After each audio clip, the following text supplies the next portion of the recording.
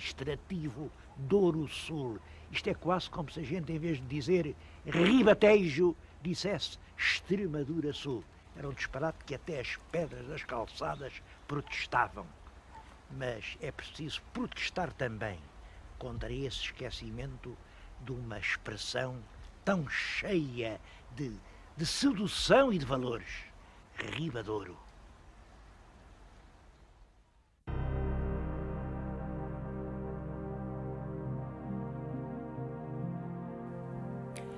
Na semana passada falámos de cortes, que são a semente dos nossos parlamentos. E hoje vou-lhes falar dos conselhos, os conselhos que são a semente das nossas autarquias. Lembro-me que para falar de cortes eu lhes disse não há lugar tão indicado como Lamego. E hoje direi que para falar de conselhos nenhum lugar é melhor do que Bragança. Eu estou em Bragança e estou aqui sentado sobre uma pedra pré-histórica.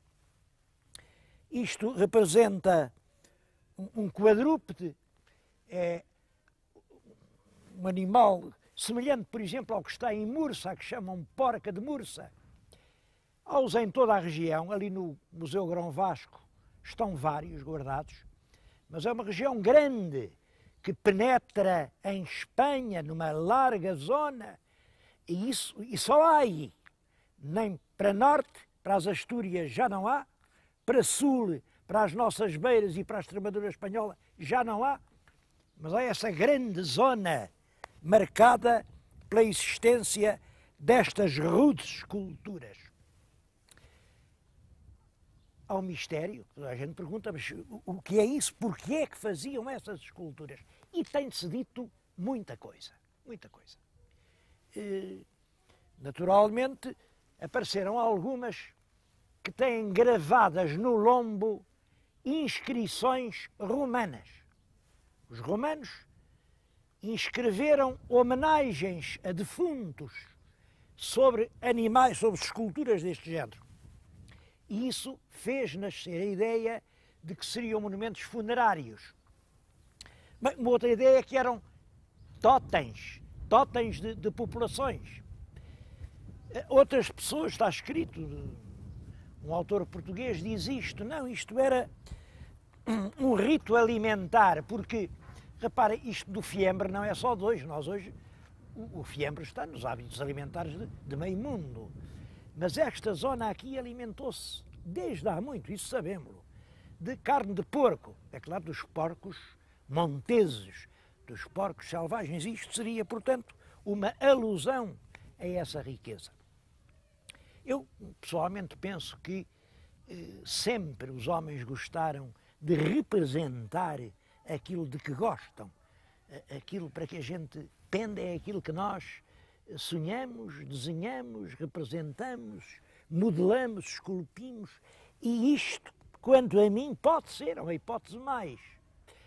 É uma alusão ao prazer da caça. Digamos, é um mito venatório que depois foi assumido pelas populações como emblema coletivo. Disso é que eu não tenho dúvida nenhuma. Aquela porca de Mursa, que ali está, serviu de centro ao aparecimento da cidade, hoje da vila de Mursa. Até há a ideia bastante disparatada de que Mursa vem de Ursa e que Ursa era aquela. É claro, nem aquilo é uma ursa, nem Mursa tem nada a ver com isso. Mas o povoado instala-se à volta da escultura. É uma bela imagem esta de Mursa, muito bela, e tem muitas histórias. Uma delas liga-se com um ditado que corria aqui na região, quando uma pessoa não tinha mesmo vergonha nenhuma, quando era um destes saltarelhos que estão em todas, vão com tudo, jogam com todos, dizia-se, pá, tens tanta vergonha como a porca da Mursa. Porquê? Porque os partidos, quando ganhavam as eleições, pintavam a porca da sua cor. Ganhavam os progressistas e a porca era pintada de encarnado. Ganhavam os regeneradores e a porca passava a verde. Ou não sei se era ao contrário, porque eu não sei bem as cores dos partidos. Nunca soube, nem quero saber. Mas trocava de cor conforme quem ganhava as eleições. E daí a explicação: tens tanta vergonha como a porca da bursa. Agora, esta em que estou tem qualquer coisa de surpreendente. É que reparem, se aqui está realmente o tal quadrúpede pré-histórico, atrás de mim fica o fuste de uma coluna. E a coluna é a coluna do Pelourinho, do Conselho de Bragança. Quer dizer, é o Pelourinho, emblema da liberdade municipal, que conquista como pedestal, como Penedo a que se agarra e lhe dá força e o firma bem ao alto, uma escultura pré-histórica. Eu acho que realmente o Pelourinho de Bragança é o mais expressivo emblema do poder local que até hoje vi. É realmente a autoridade do município que tem na base a coesão de uma comunidade humana.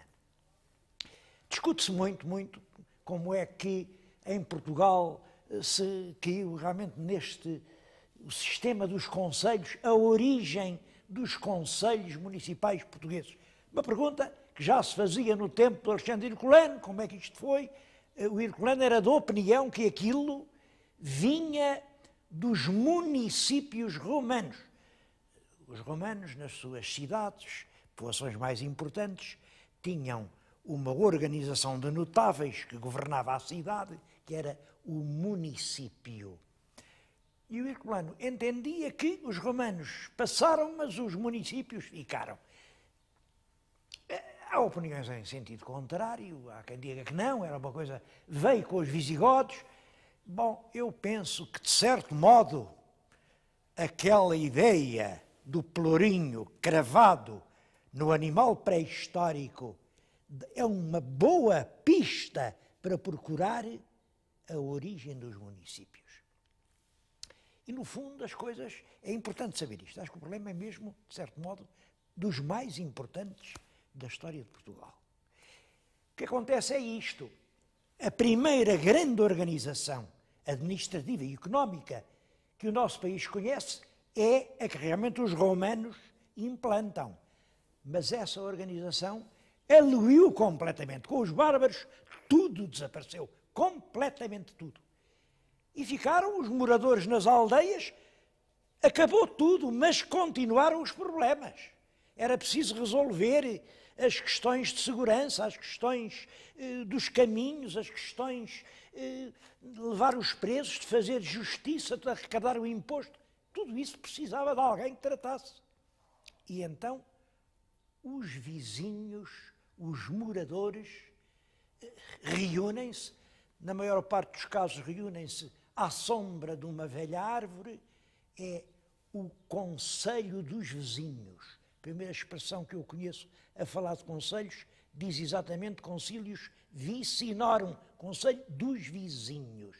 E é uma autoridade coletiva que se instala e que permite que as comunidades vivam e vão resolvendo os seus problemas.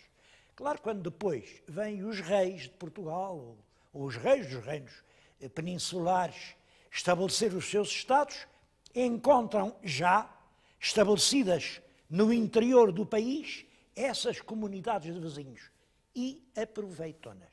Aproveitam-nas por uma razão.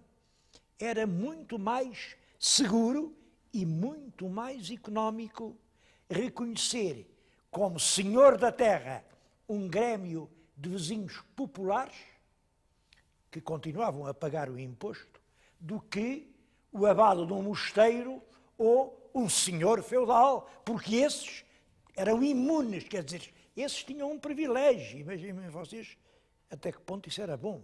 Não pagavam impostos, não pagavam nada ao Estado.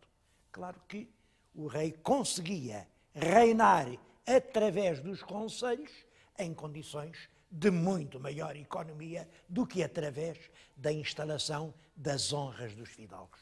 Penso que essa será a verdadeira origem.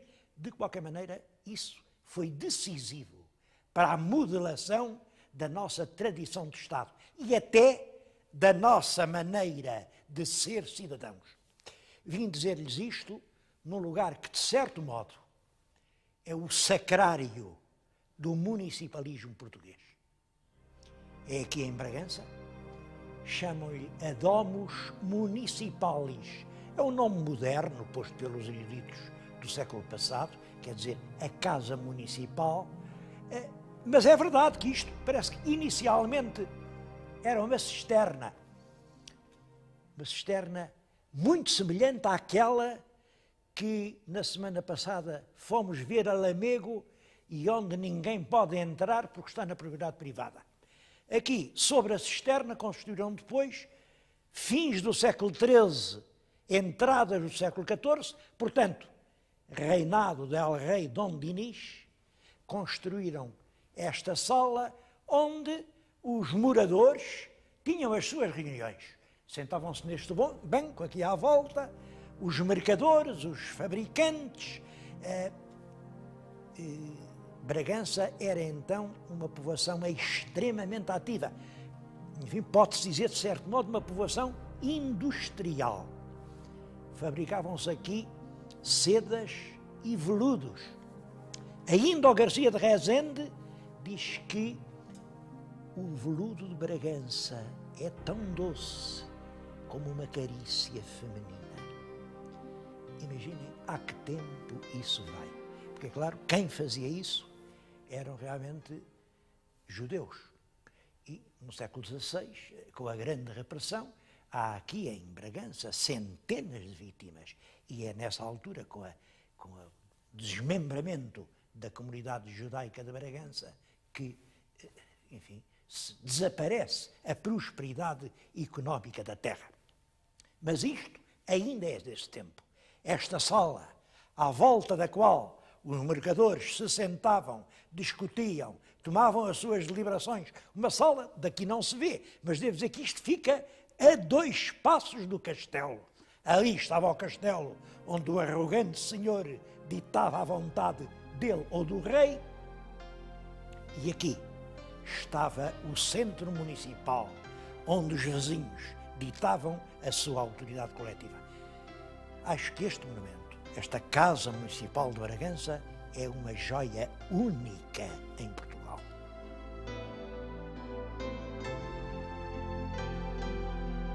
Das coisas realmente importantes de Bragança é o Museu Abade de Bassal. Eu vim cá por 2 razões. A segunda foi o museu, porque a primeira é o Abade de Bassal. O Abade de Bassal é uma das figuras mais curiosas da cultura do princípio do nosso século. Quando ele morreu, era eu estudante e já a obra dele me interessava imenso. Recortei de um jornal que então se publicava, O Século, uma enorme notícia. Cá está, o Abade de Bassal, douto arqueólogo, morreu ontem com 82 anos. E seguia-se uma notícia enorme em que se dizia, o que aliás nessa altura muita gente sabia, era uma das grandes figuras da cultura portuguesa. Ele fez para o distrito de Bragança o que o grande Zé Leite Vasconcelos fez para todo o país. Fez o levantamento de todo o passado da região de Bragança e escreveu as memórias arqueológico-históricas do distrito de Bragança. São 11 volumes. Tenho na mão só um desses volumes, o volume 5º, que é sobre os judeus.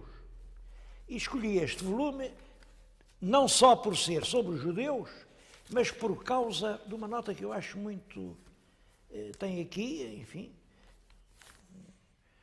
uma obra e diz que isto é do Francisco Manuel Alves, reitor de Bassal, antigo vereador da Câmara Municipal, antigo vogal, membro da Academia de História, do Instituto Científico, são estas linhas todas.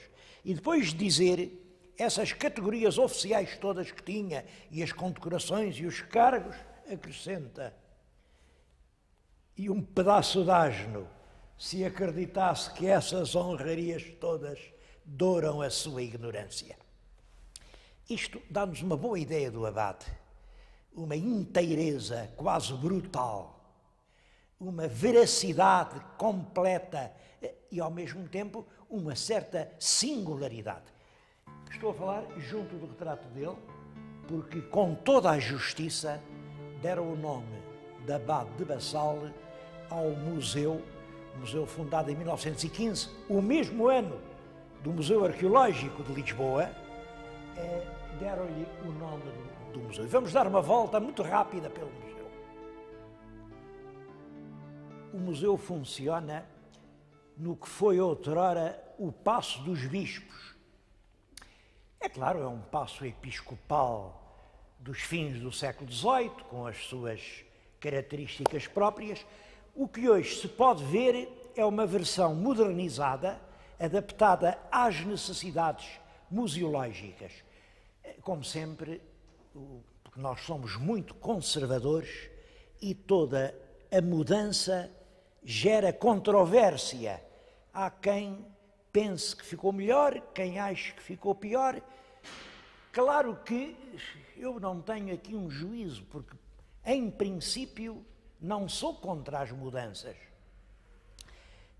Lá que aquela cama do bispo me impressiona um pouco, é verdade. Vejam como ela era e reparem como está agora. Mas vale a pena visitar o Museu de Bragança para conhecer não só a arqueologia pré-histórica, que aqui é muito rica, a arte, conhecer as coleções de arte sacra, de artesanato, de iconografia local. É um museu, quem quiser entender por dentro e no fundo a alma transmontana tem que passar aqui um bom par de horas.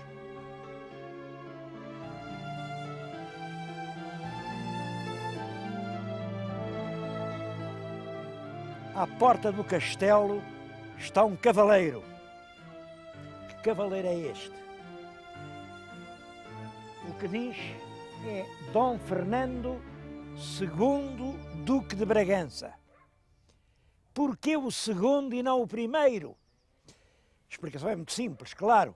É que Bragança foi promovida a cidade porque este segundo Duque assim o pediu ao rei. E pediu ao rei porquê?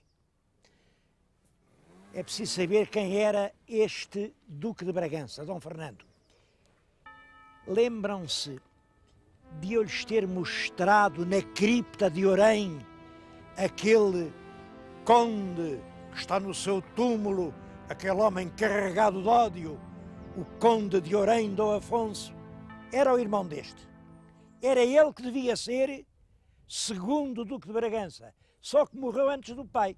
Morreu antes do pai, este era o irmão mais novo, já tinha feito uma casa lá para baixo, em Arraiolos, porque ele era conde de Arraiolos. Mas, enfim, quando o pai morreu, ele era o único irmão vivo e foi ele quem herdou o título de Duque de Bragança. Não sei se veio ou não aqui acima alguma vez, diz-se que não, e eu acredito que não, porque ele adorava o sul. Foi ele quem construiu aquele lindo palácio de Vila Viçosa, onde também já estivemos. Aquele palácio onde agora é o Museu de Caça, o primeiro dos 3 palácios assombrados. Quem tem visto a série lembra-se, ele é que é o construtor desse primeiro paço de Vila Viçosa. Devo-vos dizer que ele merece inteiramente a estátua, porque ele era um bravo e leal cavaleiro, sendo um dos homens mais ricos do país. Não se esqueçam que ele era neto do Nuno Álvares.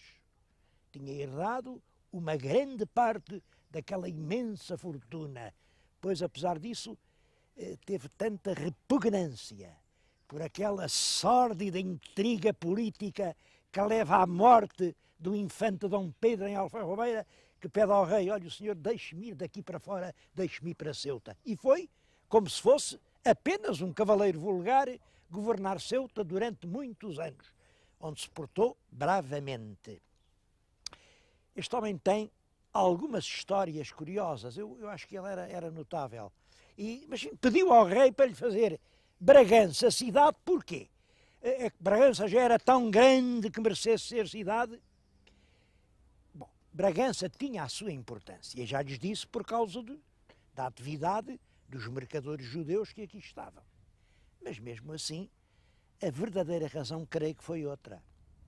É que o Dom João I tinha feito os filhos duques, pois o Dom Pedro era duque de Coimbra, o Dom Henrique era duque de Viseu, o Dom João era duque de Beja, e depois ao bastardo também o fizeram duque de Bragança.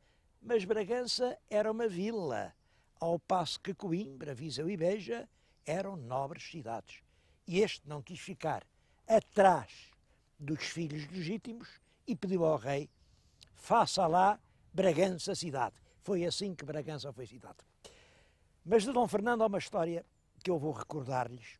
Os meus telespectadores insistem muito a dizer: nós queremos essas histórias que o senhor às vezes sabe. Vou-lhes contar uma história que é inteiramente verídica, está documentadíssima e que é muito pouco conhecida. Este duque Dom Fernando tinha uma irmã. Quer dizer, o velho primeiro duque teve 3 filhos.